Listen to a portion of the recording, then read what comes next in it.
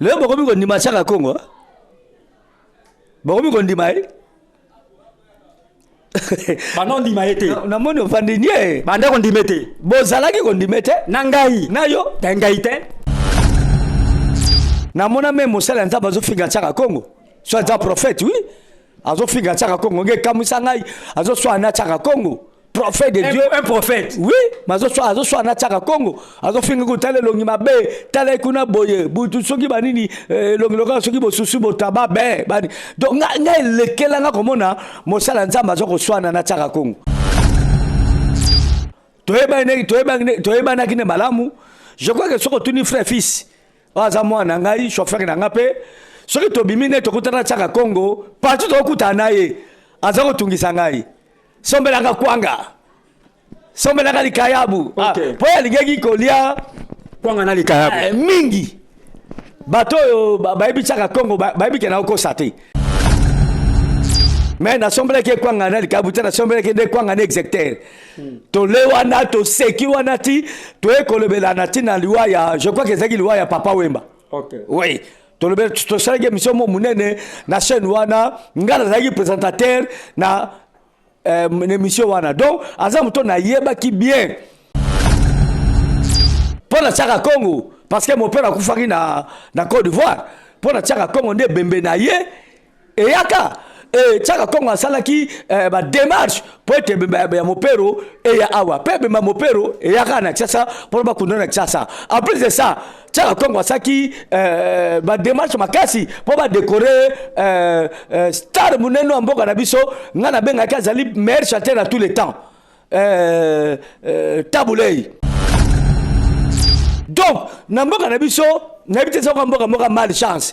Au sali mais ba kozok c'est la yo merci ba pesa na mboa.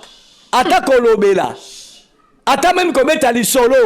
Ata même ko sala be mission. Pala ko tasa comme toi zalaki nani. Na mboka na biso elobama rasusu te. Démocratie ah démocratie et sengi tolérance et ça nzamba Chaka Congo bazeko tango chaque jour na 6h wana démocratie bandaka tango mobuta pusaka discours na après discours na wale la kawana alors baka je prends congé du FPR bazeko tia banzamba Chaka Congo wana penza mingi donc asa mutu moko pede sengeli tobo sané do quitter parce que asali pe moi mingi. Donc, que son âme repose vraiment un peu, Tobungisi, Ndekomoko, Oyo Azalaki encouragé, puis Azalaki n'a ambition, tu au moins que ça la plateforme Azalaki artiste en danger. En tout cas, nous avons apprécié mingi na ba makamune azeko sala malgré bato bazeko taxer azeko lia bambongo azo sala ko pona banini mais l'ouvrier mérite son salaire oui. Ce qui a sali musala ba pese moi quelque chose azako méritango parce que azo bisa motoki. En tout cas tobungisi mutu moko munene na kati ya mboka na biso pe parmi les artistes parce que Chaka Congo azalaki un grand artiste.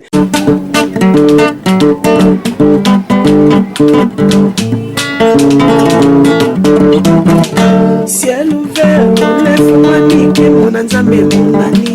Loboko na tata ese-moi milikola baninga mina ye. Ciel ouvert, ciel ouvert, ciel ouvert, ciel ouvert, ciel ouvert, Ndeko landaka yango, Ndeko talaka yango, Oh na Vincent Makeba.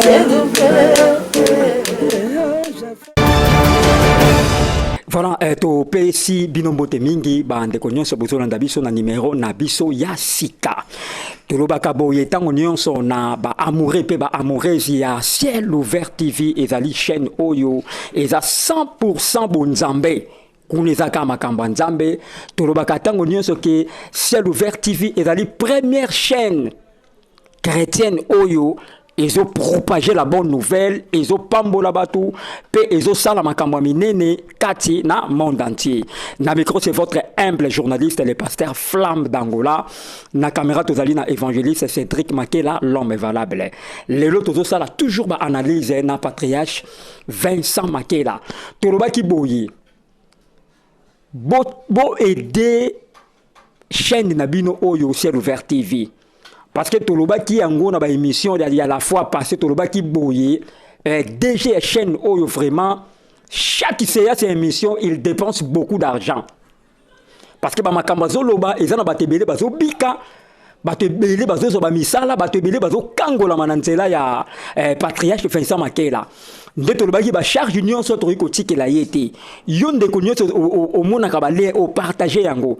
Tozana besoin même $5, même 5000 francs na yo.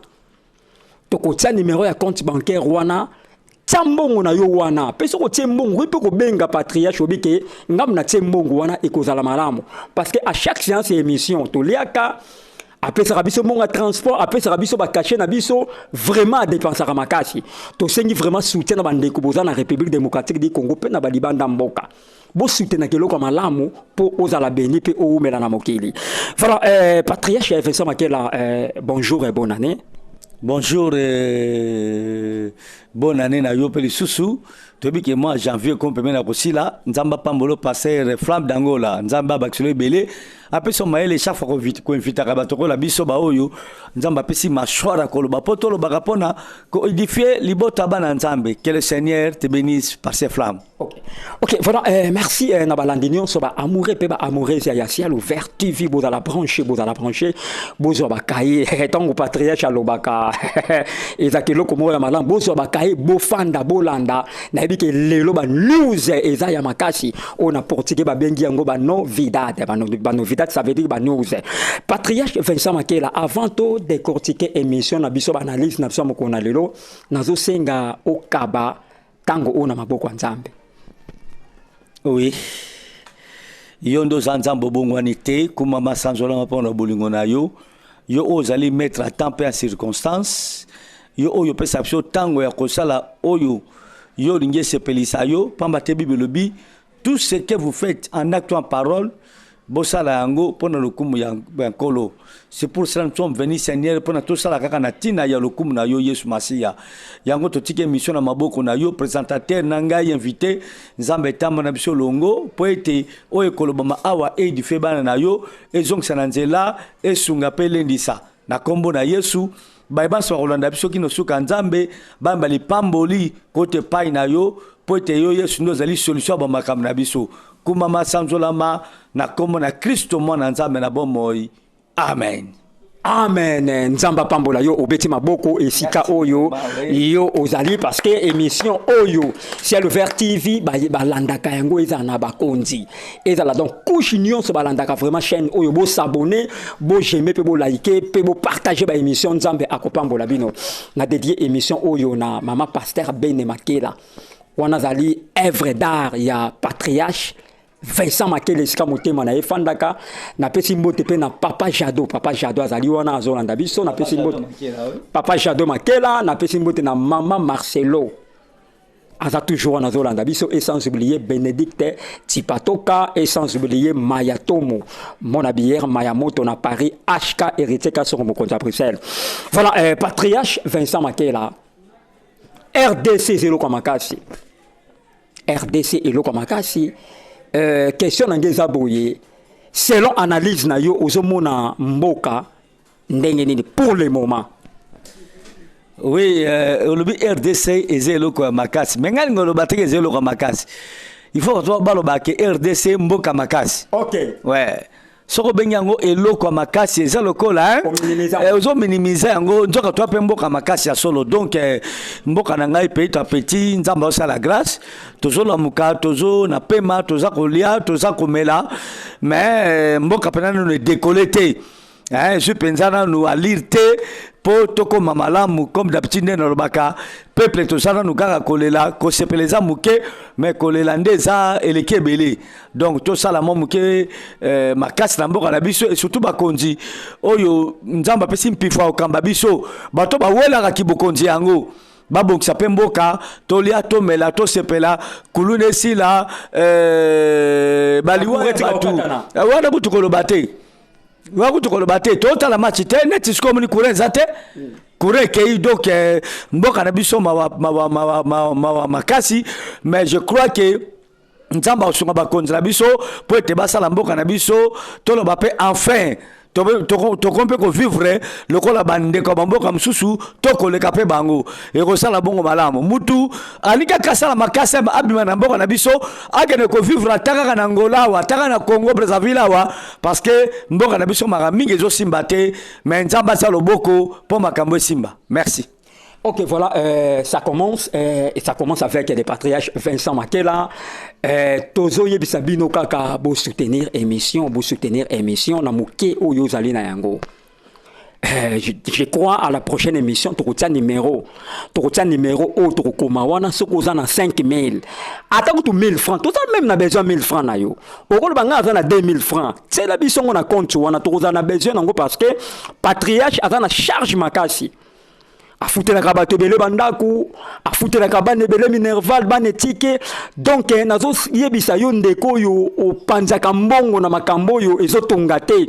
Soutenir c'est l'Ouvert TV nzambe ya patriarche Vincent Makela akopambola yo esika oyo yo ozali. Voilà, lentement et sérieusement je suis avec les patriarches Vincent Makela. Patriarche Vincent Makela na ebité oza savant, oza génie, oza prophète olobaka ekokisama kaka parce que banda ozo sakola pona équipe nationale to mon équipe nationale ezo salaka makambu yo zo loba mais que eloko ezo kamusangai pourquoi na mboka na biso bato balobaka makama malamu oyo ekoki kosunga mboka ekende liboso basutenaka bato wana te. Pourquoi patriarche Vincent Makela? Parce que tout ça, Nzambe, naza disciple à Jésus-Christ, un témoin de Jésus, alors bah fausseté, alors bah makambo solo. Donc sur mon gars na fongolo monoko nanga pona loba, na koloba kaka oyo molimo Nzambe eza ko inspirer ngai. To oyo ezo kota na kati ya molimo nanga pona loba. Alors moto aza na Nzambe asespiraka na makambo mabete. Alors baka makambo ya solo pe Nzambe azaka sima maloba na ye. Na baki atato zolela na ba domaine nyonso, mais na domaine ya bale quand même Nzamba songa biso to sepela. Jour wana biso soto lala ki na ba après ba 0 heure. Oui, ouais, na pesa kutu moi sinangai mama Bénédicte Makela mbote mingi mon œuvre d'art Nzamba pambola ye mukolongo azo ganga azo simanga na nzoto. Ah bon? Oui, après ça na mona kamba moko à côté de la chambre a changer tenue. Oh. Agela ta RDC. Oh, eloko makasi. Mboka makasi. OK. Ngabi en tout cas donc tolala ki na retard na bana kuta mike ba bene ya mokendo ina ye abimi kutu na believe ba kende ki soki wapi na imo so asiliki lisusu bano ero ba ke wapi donc esengo zeki makasi nzamboka ki maloba ya mosai na ye parce que na lobaki Maroc a gagné bisote et puis la ba match zo ya to gagner. Et nakanisi tira mongo tsasu bekisina ngwezate parce que l'homme valable l'ingénieur mwana sukanza be petit frère Jésus-Christ asa attaque yango maloba lobaki na ba mission tikoloba mais je crois que mosali ya Nzambe alobaka solo penza mazaka sima maloba na ye pona kokokisa yango. Je salue en passant mon grand frère atikela nga libele Papa Jado Makela, il est pas un ingénieur, les savants. Nzamba pambola ye aza touche partout. Multi-service. Nzamba le kono pambola ye na pamboli Bokino nangai Marcelo na pamboli bana nangai ko bana yamba Makela Nasila bi Belvin déjà ce fora Makela mutuna out. Jadi servant de Dieu n'a pas mboli Plamedi n'a pas mboli Belvin n'a pas mboli Barachi pourquoi pas na pambola Caleb moninga na ngata nyonso Nzamba le kono pambola ye précieuse Makela et puis na pamboli pe Délice Makela. Donc bato baza toujours branché bana balanda makambo tokoloba vraiment kosunga soki tozoloba mpona ntina baleopard ezosimba mais bomo ya moto eleki meme ekipe léopard donc soki tozoloba na ntina bato bazolanda biso mosala nzambe azosakola maloba malamu mpona yo aza kotatola maloba malamu mpona yo. Je crois que nzambe na biso akoleka na pourvoir mpe akosala makambo ya malamu mpona yo. Une fois napesi merci epai ya mosungi na ngai aza pembeni na ngai la servante de l'Éternel mon œuvre d'art nzamba pambole na nyonso oyo asaka pembeni na ngai parce que nabiki ye mto abokola ngai ye mto abokola ngai kolamba koservir ngai bilamba na ngai ye vraiment il faut kozala très reconnaissant na oyo mwana bato auta na famille mususu mais bobalani akoti na kati ya famille na yo mpe akoti na bomoi na yo aosala makambo mingi ya malamu mpo na bomoi no ozala propre ozala malamu vraiment nzamba pambola ye abakise mayele qu'elle soit vraiment une femme vertueuse comme dit la parole de Dieu akoyate aza toujours na top. Voilà. Voilà, patriarche Vincent Makela, question monsieur Ezabo nalobi na 2024 au banda to koti na omona ba prophète monsieur uti ba olobela makamba bale o ba lau kaka bazo pesa ba professionnel muni mongo ba pesa te ba koti mayube bazakaka monsieur nzambe jamais atinda biso to prophétiser kapona bale makamba bale tali nzambe te nalobaki yango la fois passée nzambe akokumisa léopard te akokumisa pe diable noir te akokumisa soki lion indomptable à Cameroun te nzambe azanga na posa ba ama batu babika. Donc nzambe azana posa batu bakota lola balongwa na lifelo bale za ba sentiment mondaine za na ngoma mukili ce n'est pas un péché mais ça n'a rien à voir na makambo nzambe soki peut-être to moniteur mususu na lobeli mo muke makambo ya léopard parce que naza tout d'abord congolais nazali chrétien congolais et ça normal à part que ça la mosali ya nzambe mwana nzambe naza na makila ba sentiment ya Congo eza kati na ngai alors tango mboka na ngai eza représenter na nzela équipe na biso. Vraiment il faut na zala pour yango mais ça n'a rien à voir na makambo ya molimo na makambo ya bale le para gagner te azwa coupe te kocha mutu monde alola te to se plaga na boina musuni et si nango pele kina yango mais le ba nzambe oyo nzamba pese biso sakola pona bato yango c'est important pona ko bikisa bato ko kocha bato bokonza likolo ko longa bato kata ba masumu soko boni bato bazolo bela te na yango te basakoli mususu ko betano libakute bon tant soit s'intéresser na ngote batala ka bango bale mais ba s'intéresser na ngote parce que Bible jamais tindi biso trop prophétiser pona makamabale. Voilà. Voilà, patriarche Vincent Makela toza toujours kana yo. Patriarche Vincent Makela na lobi boye pourquoi ba patrimoine ya mboka parce que tout le monde na ba mboka mususu okomona ba patrimoine au moins après 5 ans après 10 ans au moni patrimoine tamsu moko ayo kofa mais pourquoi na mboka na biso awa tozomona ba patrimoine na ba kutu donc basili pourquoi hémorragie neza nini patriarche Vincent Makela lelo to moni lelo Tchaka Congo oya sali mingi na mboka na biso awa to ebi sor na ndenga beli to mona ki vraiment itaki passe mingi patriarche Vincent Makela à vous la parole lelo bokomi ko ndima Tchaka Congo bokomi kondima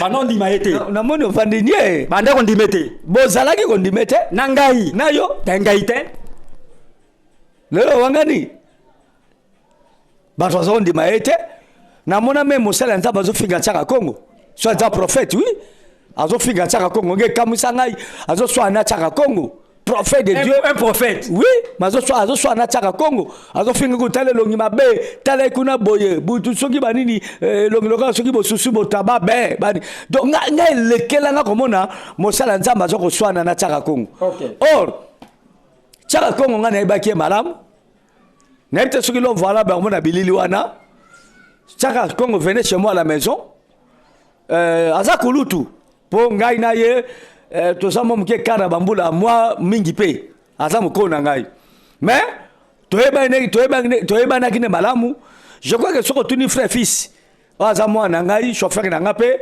soki tobimine tokutana Tchaka Congo partout tokutana ye aza kotungisa ngai sombelanga kwanga sombelanga likayabu okay. Po alingeki kolia kwanga na likayabu mingi bato bayebi chaka Congo bayebi ke na okosa te alinge kolia kwanga na likayabu mingi kutu jour moko aka na ndaku je crois que mon œuvre d'art là a eu témoigner tant kaka yaka n'importe tozaki pena ndeko moko tozaki na chaîne tosa musala na chaîne aye tant chaka Congo ya kotka na ndaku Mosakoli yoza wana avant to sala mission sombela ngai na lukwanga na ngai na likayabu nalia mais na sombela ke kwanga na likayabu tena sombela ke de kwanga na exécuteur to le wana to seki wana ti to ekolebela na ti na liwa ya je crois que zaki liwa ya Papa Wemba. OK oui to le to sala ke mission mo munene na chaîne wana ngala zaki présentateur na émission wana donc azamu to na yeba ki bien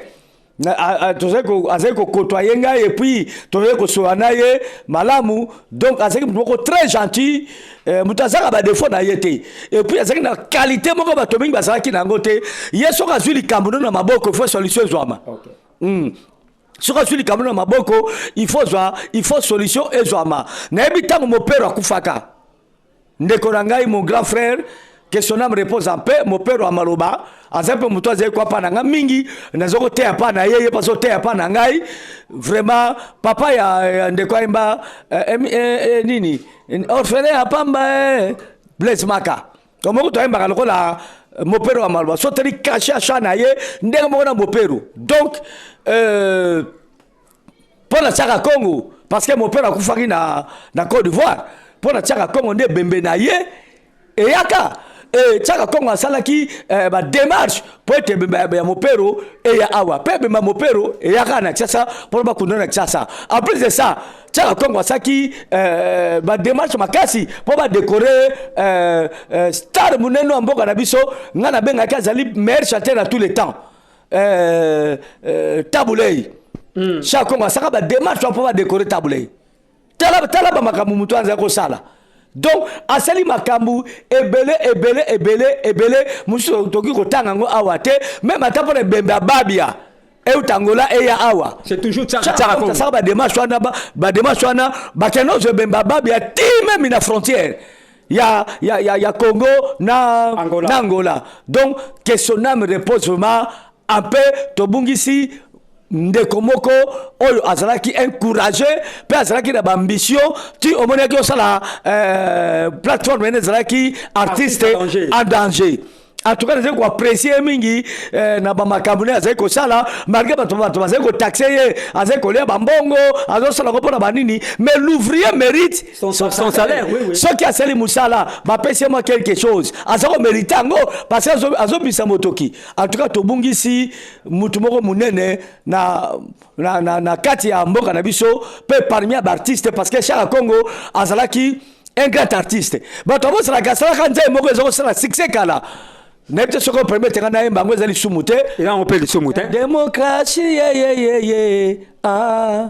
démocratie et sengi tolérance et ça ndema Chaka Congo basé ko tango chaque jour na 6h wana démocratie bandaka tango mobuta pusaka discours na après discours na wale la kawana alors baka je prends congé du FPR basé ko tia banzemba Chaka Congo na penza mingi donc asa mutu moko pede sengeli tobo sané do quitter parce que asali pe moi mingi parce que il donne à moya munene ezalaki litabembo azeko imiter mingi litabembo voilà on a ke koloba pona kondo Chaka Congo yango wana voilà mais patriarche Vincent Makela comme si makambo ezo yokana penate ezo yokana te par rapport de tout le monde ba artiste ba patrimoine ya mboka se ba kufi ozo mona vraiment ndenge bato bazolo belango par-ci par-là mais ya Chaka Congo za patrimoine pourquoi ezo loba mapena penate la bato musi bazo surtout ki akufa ki déjà na le bango mboka chose ko la mboka moko ya lisuma parce que na mboka na biso ba valeur ba kopesa bato ba pesa ngote oyebi e kam sarangai tala batrokola mutrokola danga oyebi oui comédien danga oui. Akufa mais le kaka un grand comédien hein? Mais yokanate et l'Obama pensate on dirait si comme si rien n'était et ça m'a mingi toi tu kufila soliste moko munene mboka na biso Rigo Star yoki balobela ngo mingi balobela ngo penate grand soliste, oui. grand soliste avant ye moto akofaki bongo wende oui Nabiete. bongo nebiete Nabiete. ah en tout cas vraiment et comme si Avec orchestre nini. ah moi vous avez télé zate tout quel est se renseigner OK. je bongo wende tena kamwa toi tu kushiko kufela nini a comparateur moko munene via le kasa mbongo via le kasa grand comparateur Mais l'obamité. et yo kazo kana kutute Ah. oui ezo kana kutute do bato mingi bakufi oso atangi bakombonga na yebi bato ondimate ba chanteur ko ba dodo munoko ba grand chanteur ba kendaka kaboye eloko mokutu eyokani te elobami te nini te mais ba grand chanteur akosakana te donc na mboka na biso na bité soko mboka moka malchance osali mais bakozokisela yo merci bapesa na mbwa ata kolobela ata même kometa lisolo ata même kosala bemission mpona kotasaka moto azalaki nani na mboka na biso elobamaka susu te yo ndimike batokola ba grand calais na domaine na mukili bakenda kaka boye ata monima te ata elembo moko te bate ya minene lokola badina bala Ata monima te. rien Wow.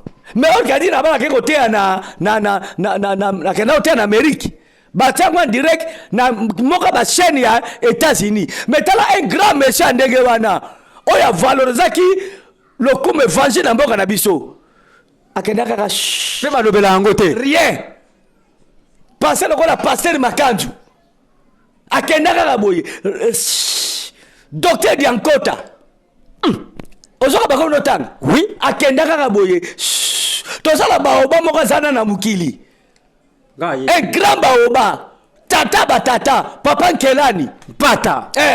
tata batata yo ya boti biso nyonso bana mingi nyonso ndenge bazali awa na dina bala oki balobelake Balobela ete. mikote koleka no toteki pa na ye ndalo valable na lipasa na ngai docteur Jolo Kadi mais mutokola pasteur Nkelani so ezala bomboka musunde basale monima Ah ba occupé na bango te. bakipake kutu te rien or kazali patriarche papa le grand kutu patriarche moki est-ce que balobelaka ye est-ce que batiaka ye même ata ka non même ataka bamama olangi na papa olangi oyo bazaki bagrand Bana bakenda pe balobela yango te. rien Wow. bakendaka boye donc mboka moko nayebi te balwambo oyo Bamadilu.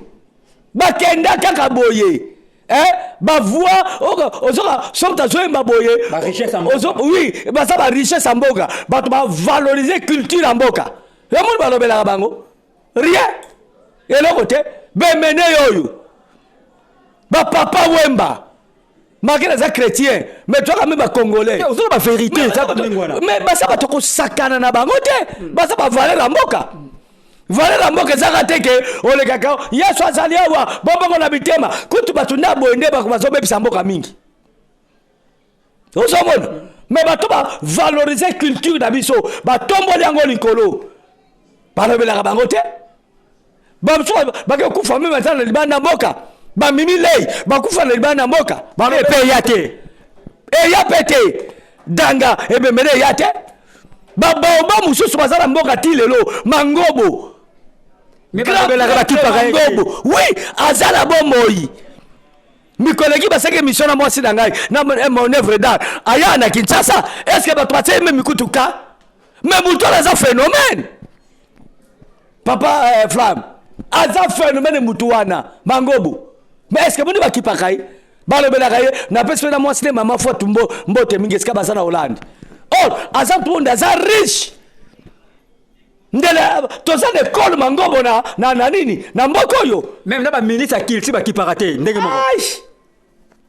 azwa mbongo Baboma ministère azwa wana. mbongo apesa bamakangu na ye te Baboma ministère wana. apesa ba 5e bureau na ye te baboma te me na mboka na so babongisa parce que omoni mboka yoko moko yo soko moni moyen et décoller zate parce que milimo ya batu oyo basala makambo minene mpo na mboka oyo mais basabota bango bakipa bango te récompenser ba famille na bango te milimo nelelaka alors malédiction ezozoka na mboka oyebi mi mata histoire indépendance mboka na biso ba falsifie yango oyebi ke ba falsifie yango nayebi te oyebaka te bako bazaki na bango pesa discours na nini na imika na président Kasavubu vita betaki soki na mikado soki na nini bambaki mais soki topesi vraie version ya makambo wana ezaka pena bongo ndenge balobaka te moko so tokolobela yango donc bapere indépendance oyo tolobelaka mingi Lumumba mais tokosala Kasavubu balobelaka Kasavubu te rien journée journée oyo batiango ezala chômeur payé ya musée ezali ya musée Laurent Désiré Kabila ezali mais tâche comme Laurent Désiré Kabila na Kasavubu bango mbale nani aleki mais Kasavubu aleki oui. mais pour ba journée ya férié pour Kasavubu osomona mboka na biso wana osenga ne na gouvernement batia yango pour le patriarche tala wana za mtakosaka nete baza ba père indépendance OK balobela mingi Lumumba mais Kasavubu ba interaye ezalaka te est-ce que tu comprends oui mutu azwaka maloba liboso po banégocier badiscuter na ntina ya indépendance Lumumba aki après Kasavubu mutu azwaki maloba liboso mais tale bakabata bakunda ye ozwi mutu okola Simbo Kimbangu alitaki mpo na mboka na biso ezwa mpe indépendance oyoki balobela yango mingi rien ozomona donc eza bamakambo oyo mboka ekodekole te na injustice ya ndenge wana milimo bato wana elelaka eza kaka Kasavubu na Lumumba ye moko te bampolo bazali bato mba participa na indépendance ya mboka babolikango ye bazalaka wana oui babomboko bazali osomona bato babomaki bango na place batie stade de martyr awo omoni bapionnier indépendance moki balobelaka bango rien mais milimo ya bato wana ezokanga vengeance il faut qu'on récompense bafamille na bango il faut qu'on valorise bakombo wana kotombola yango lisusu yango monaka na bamboka lokola bamboka bamindele okomona bamonima bato ebele baza kovalorize bato na bango pourquoi pas biso eza mawa mingi flamme d'Angola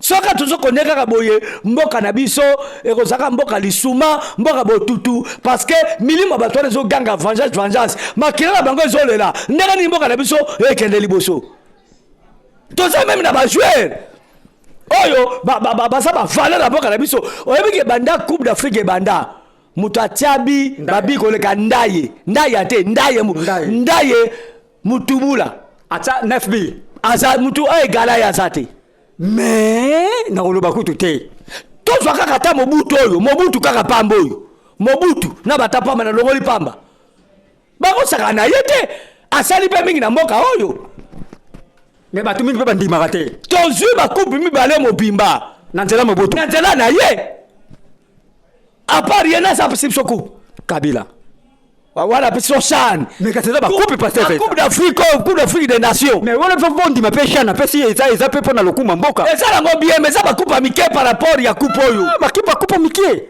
bozokompare chan na kan mais nyonso eza na palmarès te patriarche ekokani te yango igeta est-ce que parce que flamme yebaka makambo te yo moyebi teke coupe chan na kan ekokani te kane eza likolo mais nyonso eza banini eza biloko malamu na mboka patriarche eza lokola moto azwi certificat na moto azwi diplôme eza la valeur moko ya na valeur moko te mais nyonso ya badiplôme mais eza la valeur moko te certificat eza la valeur moko likolo mais nyonso eza lokumu ya mboka oui nyonso lokumu ya mboka mais baki kobosana mobutu kaka ndenge wana te batangake te ondra asala eloko moko te na mboka oyo non donc moto azofinge nzambe aolakile mabe oui mpo na mobutu biso totala ali contre Foreman le combat du siècle combat eleki ali contre Foreman na siècle autre le ba 1900 ezate. Voilà, patriarche. La félicité. Patriarche bazo signaler ngai parce que makambo eze belé ya koloba. Parce que na sanza ba makambu. Na mona James Brom pour la Mobutu. Patriarche. J'ai dit les Kassav. J'ai dit de continuer émission Oyo Makambe Belé ça koloba parce que ba signaler biso nous sommes limités par le temps. Patriarche Vincent Maké la la conclusion parce que j'ai dit pour ça la continuité émission Oyo lelo. Ça la conclusion ya makamunyo so autolobi sikoyo. Ah, te bo bukatsingana tika kaka. Na mona Osborne ne pas Mobutu. OK, batuko na mona. OK. Na mona Maurice Serelo. Ba grabatei. Ah te, ne pas que ça ramène bien. Mutako sauter. Mais mutabo boko kamatate bo buaki e kaka boye. Ngana souhaita ke bemene zonga na mboka na biso. Batu ba lelaye ba kunde so avec honneur. Grâce à Fatih Benton et Oya. Ah, asala makasi hein? Il y a président Fatih Benton, notre président. Asala makasi. To kum sanza me to rebeta maboko pona le kum ankolo. Alors, et non sera na koloba. Donc, mboka na biso peke na liboso esengeli ba valoriser batoyo oyo batombwama oyo basaki batolo kumu na mboka na biso oyo basaki batu oyo basala quelque chose pona kombo ya mboka oyo eyebana. Il faut ba valoriser bango. Tala mamna zo solelo. Naza mosakoli ankolo. Au moins ndenge mboko eko décoller. Si tseka eloko wana na misala. Oui. Monimo ya mutu regretaka pe elelaka. Ozoko mérite makambo songolo mais pona mutema mabe pona nko bosali yango te molimo ya mutu revendikaka. Tala molimo ya Abel ezeko le boso nzambe makila na ye ezeko ganga nzamba vanje ye po asalaki Abel malamu asalaki kaye mabete mais po atumbela nzambe mbeka azali pona bolamu nzambe bemba bomi injustement omonaki sort Abel. Ezape ndemo na mboka. Foto sala kakeba. Yo zo boteke na mboka soka tozo melate. Ozo na kote. Wato le belango jeudi to kangi close parce que ba aussi na lebiso to komi na suka. Patriarche Vincent Makela sala pesa biso ba dédicace au petit programme église parce que les jeudi to sala continuité à makambo o lobi lelo. Mais ngala regretter parce que to melite. Nango sanza makambo ebele. Oyo batu balala nango pongi ba yebite mais to veiller bango par rapport ya maelo nzamba pesi biso. Voilà. Aïe aïe aïe. Ba dédicace comme tel vraiment zate. Poto le bel makambo kamboka na ba congolais nyon surtout. Na pesi bonne chance na Léopard. Nzamba sa la grâce. Tongo batati na finale. Yoko sala bongo malam. Na pesi mbote mingi na ba na ngo swazaka na poto. Na Amérique, na Afrique, na zipe l'Océanie. Moi na tanga ba kombo zate parce que repousse kei. Pe na pesi mbote na ba banso. O baza banonga na kambaka na église de Bereka toza na milulu monene ya Bunda olonga na mois ya février ba sali no so nzambe ba ko participer e ko sala bongo mululu ya malamu na pesi mbote na famille na ngai makela mobimba pe mbote mingi na ba sali so nzambe ya de Bereka pe mbote mingi na ba sali so nzambe ya monde entier obo sala nzambe kat na solo nzambe aleka na opambola bino mbote mingi pa moninga na nga pasteur Tobo mbote mingi pa ya lipasa na ngai John Lokadi mbote mingi pa papa na nga molimo pasteur Jérôme pe mbote mingi pa ya tata batata le patriarche le grand patriarche pasteur Kelani pe mbote mingi na lingomba ya oyo ya vede beleka ma lingwala pasteur Jules Wangata nzambe le kono pambola ye pe mbote mingi na sukisi epai ya ba banso yo batombwama na mboka na biso oyo courage nzambe le kono sunga pe na encourager libota ya famille Chaka Congo mwasi na ye na bana vraiment courage nzambe ale kono batela pe pesa no makasi na kombo na Yesu. Merci beaucoup. Voilà, nous sommes limités par le temps.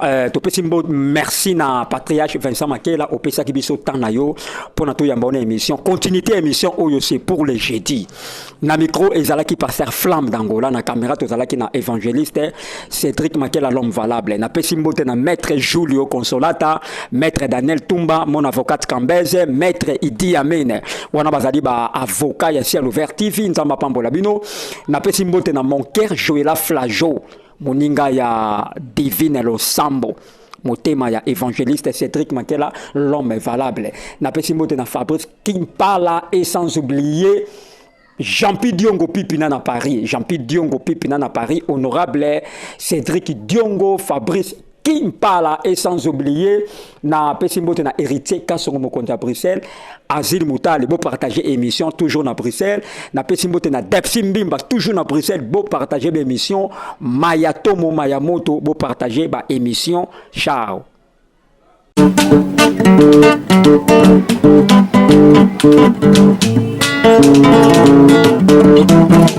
Ciel ouvert, lève-moi nique mon nzambe mongani loboko na tata esemwami likola balingami na ye. Ciel ouvert, ciel ouvert, ciel ouvert, oh, ciel ouvert, ciel ouvert.